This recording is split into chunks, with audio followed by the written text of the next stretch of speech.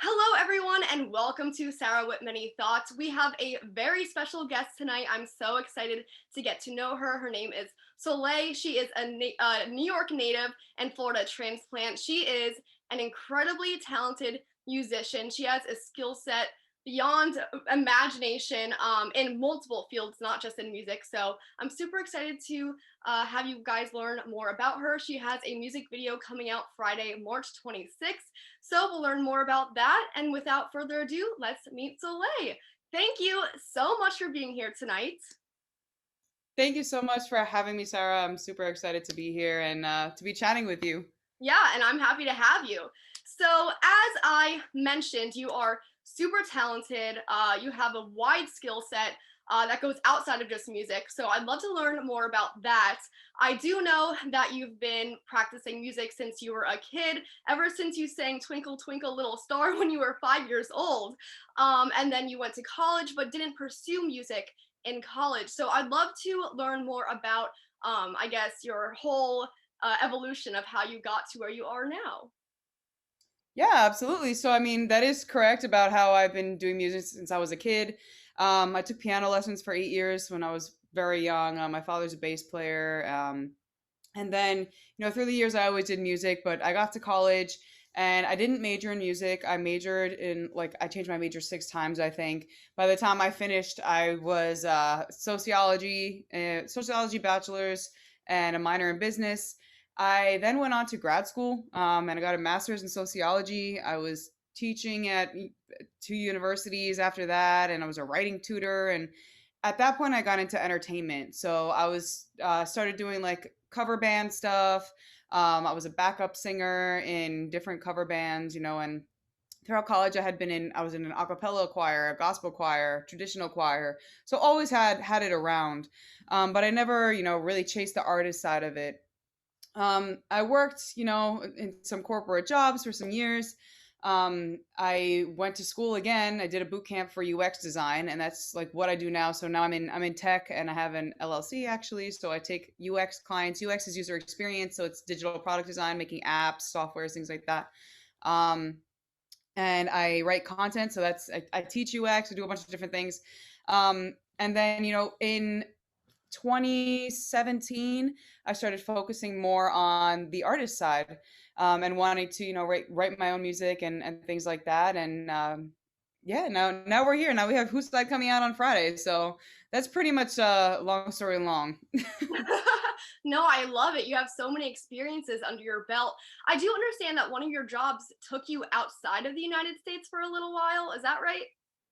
Yeah, I did. I lived in Germany, which was awesome. So my first job, my first real job outside of academia, after I decided I didn't want to teach at university anymore, I was a conceptual designer for an explainer video company. And basically, what I did was um, write scripts, like explainer video scripts for large companies, and come up with visualizations and like putting those visualizations in Photoshop. So there was illustrators who would draw pictures, basically illustrations, and I would set them up in Photoshop, and then it would be created into an explainer video.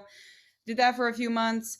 I was promoted to a content marketing manager, and that whole team was in Germany because it was a German company. And so I moved to Germany for like 6 months.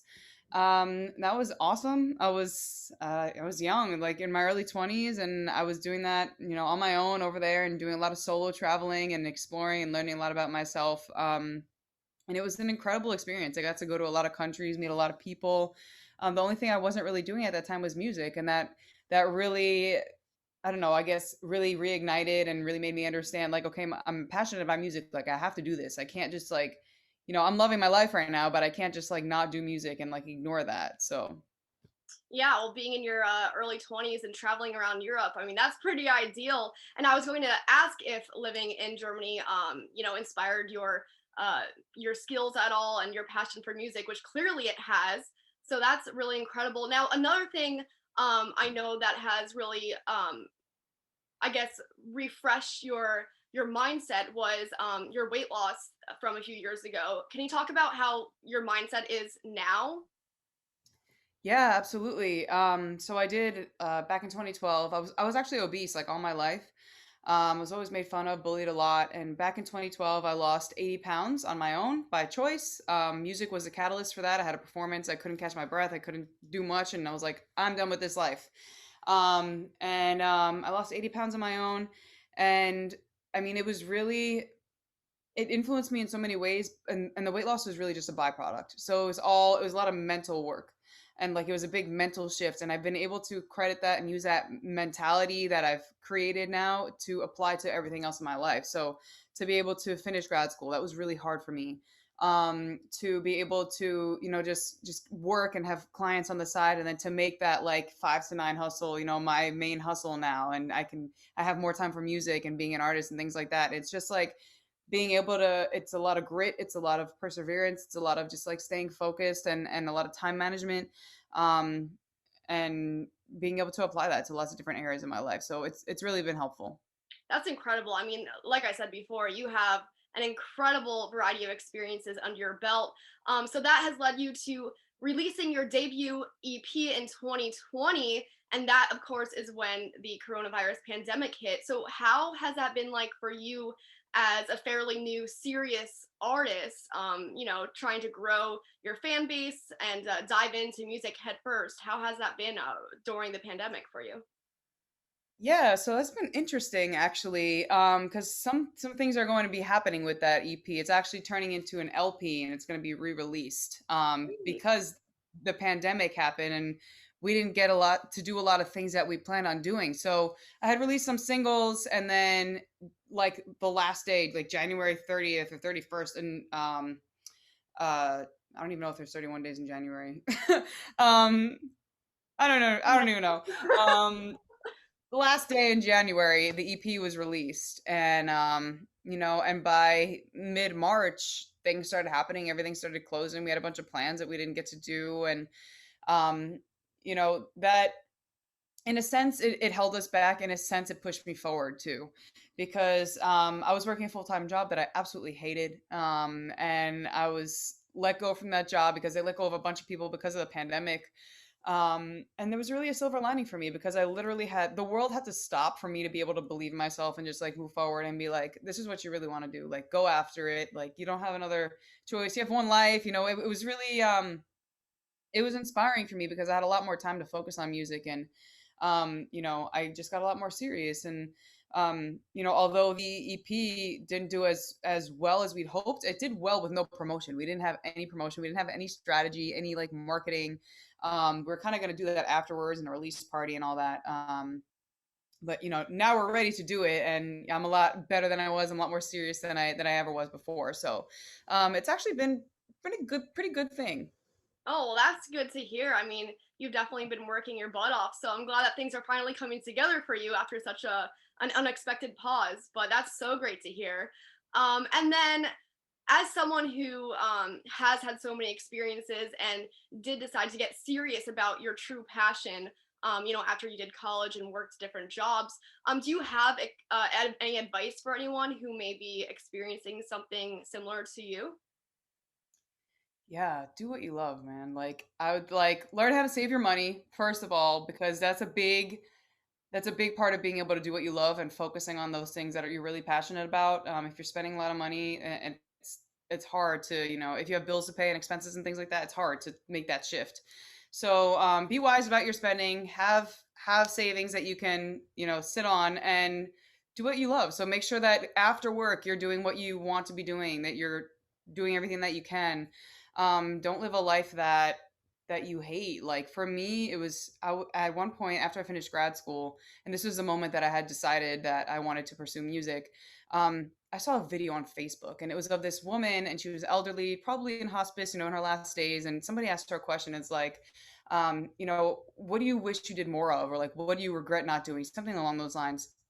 And she said, I wish I did more of what I loved and like what I was passionate about. And I was like, bump law school because I was considering going to law school. It's like a steady job and like things like that. And um, but at that point, I was like, you know what? If I was, when I'm on my deathbed, like, and if someone was to ask me that question, my answer would be not chasing music. Like, I wish I did that. You have one life, so that's what I would say. Like, do what you want to do, figure it out, be authentic to yourself. That's amazing. You are truly inspirational. I think I might print Thank out you. everything you just said and hang it on my wall.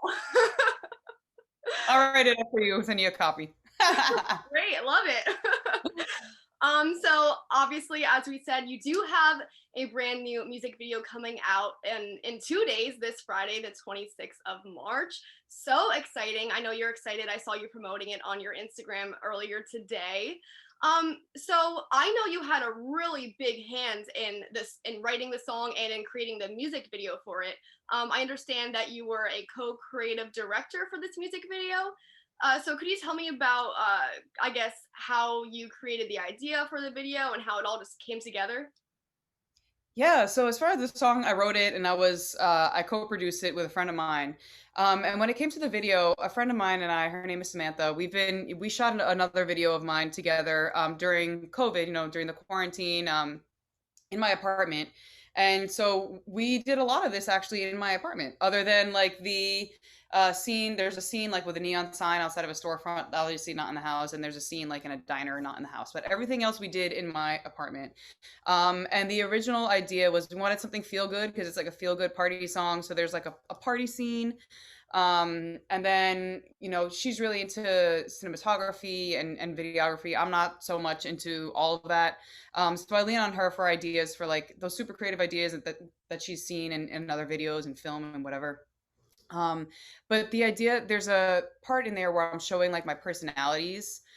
Because the whole song is like, whose side are you on? And, I'm showing it's like this Brady Bunch edit that I have, and I'm wearing different wigs and have different lip colors, and I'm showing like a different personality with each look. So that was my idea. There was a bunch of edits in there that were my ideas. I don't really, they just come up. Like, I can't really tell you how I come up with them.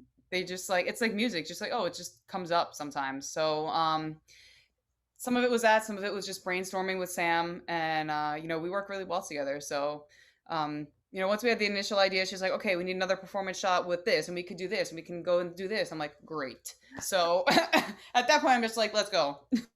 Yeah, no, that's great. I saw the video and it is super fun. So I think a lot of people are going to enjoy that. And as you said, it is a upbeat party song, and I got that vibe from it.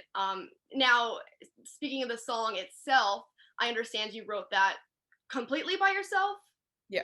That's incredible. I assume that just popped up in your head as well.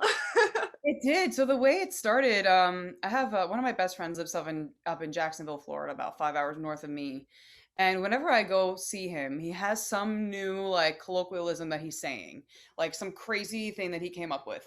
And so the most recent time I went to see him last year, the thing that he was saying was, "Whose side are you on?" And this was like the in the context of it. So say he would have some friends over, and I was there, and his friends would say something and I would agree with their friend, and he'd look at me and be like, "Whose side are you on?" Like as a joke. And I was like, "Oh, interesting. Like, whose side are you on?" Like, and I kind of took that and made it a song, but also related it to what I was going on, like what was happening in my life at the time. Yeah, I was going to say, I mean, when I was listening to the song, I felt like I was relating it to your personal life because you have had so many experiences and different hats on your head that maybe you internally sometimes struggled, like, okay, well, what do I want to do? Like, am I going to go this way, this way? Is that also what played into the song? Yeah, totally. I mean, that's always been a struggle for me. It's a blessing and a curse to have so many options and to like have a lot of skill sets and be good at different things. Um, at one point, I viewed it as more of a curse than a blessing, but my mindset is a lot different now. Um, it's a blessing because I just know how to use it in ways that benefit me. But that's one part of it. It's just like understanding the layers of yourself and being able to accept those layers and work with them, understanding layers of other people and also being understanding and working with them. Um, Choosing a side in a relationship, like at that point in time I was dating someone and I was trying to figure out, do I want to keep this going because there's some things that aren't going right and that I don't agree with, or do I want to just work on it, and like whose side are you on, and asking myself, asking the other person. Yeah, no, that's super great. As you were saying, some of your advice is to do what you love, and to do what you love, you need to know yourself. So it all blends in right there. Absolutely. And sometimes it takes a long time to figure out who you are. So yeah, that's a great point. So learn that too. Great. So before we go, do you have anything to tease that you may be, releasing in the near future? Yes, I do. So I have the video coming up this Friday. Then next Friday, or April 2nd, I have another single coming out. It's called On the Low. I'll be starting a little bit of promo for that. So super excited to have that come out. It's more of like a real classic R&B song. I'll be releasing some video content around that as well throughout April. And then May, I'll be starting the release of my LP along with a project that I did with a rapper friend of mine, and I'll be releasing that as well. So I have a lot of stuff coming out, lots of videos, lots of music, um, and I'm just excited to get it out there into the world. Oh, you do have so many things coming up. That is so exciting. On that note, is there any last thing that you want fans to know before you release these projects? Anything I want them to know? I mean, April 2nd is the next single. Otherwise, the way that you could keep up with me, my website has everything on there, soleilworld.com, Soleil. My Instagram is where I'm mostly active, Soulful Soul, SOLEFULSOUL. Otherwise, no, I just appreciate your support. I appreciate, whatever I can, however I can connect with you, music is art, right? I want people to be able to feel something, no matter what that is. To me, that means it's meaningful, and it's there's a connection there. So that's what's most important for me. Understandable, totally understandable. And I will be linking your socials, your website down below so people will easily be able to find you. So one last thing, I keep saying one last thing, I think I said it 3 times now. Just so people can learn about, I guess, the more personal you, do you want to do a quick fire round of quick answer questions real quick? Yeah. All right, let's do a little game. All right, there's just 4 questions, really quick. It can be short. So first, if you could travel anywhere right now, where would you go? Bora Bora. Oh, all right, that's nice. I'll go with you. I'm down. All right, next question. What is a normal weekend thing for you? What would people find yourself doing on a weekend? At the gym, taking a class, at a yoga class, and singing at gigs. So I still do entertainment, so like cover gigs. So that's pretty much my normal weekend. Great, that sounds fun. What is your favorite musical memory? Ooh. That might be a slower answer one. No, I think I have I have two favorites, but the one I think was more monumental for me. It was the first time that I got flown out with a band to do a gig. So it was like a corporate entertainment gig. It was a holiday party for some company in Connecticut, and it was 8 guys and me, and we got flown out to do this gig, and we had a small one of those like small trucks, I guess, the work vans kind of rented for us, and we were all in the van, and they started taking out their instruments and playing along with the music, and it felt like I was on tour, like, and we were just driving to the hotel, and it was just like such a good feeling. I was like, oh, this feels right. It feels so right. And that's always cool when I'm with a bunch of guys because they all have to share rooms and I don't. So That is so nice. What a great memory to have. That is so exciting. I could just feel your passion behind that. yeah. All right. And last but not least, what is something you can't leave home without? Mm, that's something I can't leave. Well, now it's a mask, but Yeah, that's a given. let's see. Something I can't leave home without. I don't know. I feel like I want to have a good answer for this, but I don't have like some profound answer. Just like normal stuff. My wallet, Yeah. headphones, iPhone charger, my planner. I really love using a planner. Maybe that's something I started implementing like this year, and really it helps me get so much done, and I'm so much more productive. And it's like a celestial planner. I'm really spiritual, and like I'm a certified Reiki practitioner, and like I'm into all that. I love numerology, all these mystical things and metaphysical things. Um, so I think that would be it. My planner. As I said, multiple skill sets. Incredible. All right. Well, I really appreciate your time. Good luck to you. I can't wait till your video comes out. I'll be sharing it to everyone I know. So, yeah, thank you so much for your time. And I look forward to seeing where you go from here. Thank you so much, Sarah. I really appreciate it and all of your well wishes. And I'm looking forward to connecting again soon. I appreciate you. Yes, of course. Thank you so much, Soleil. Thank you. Have a good night. You too.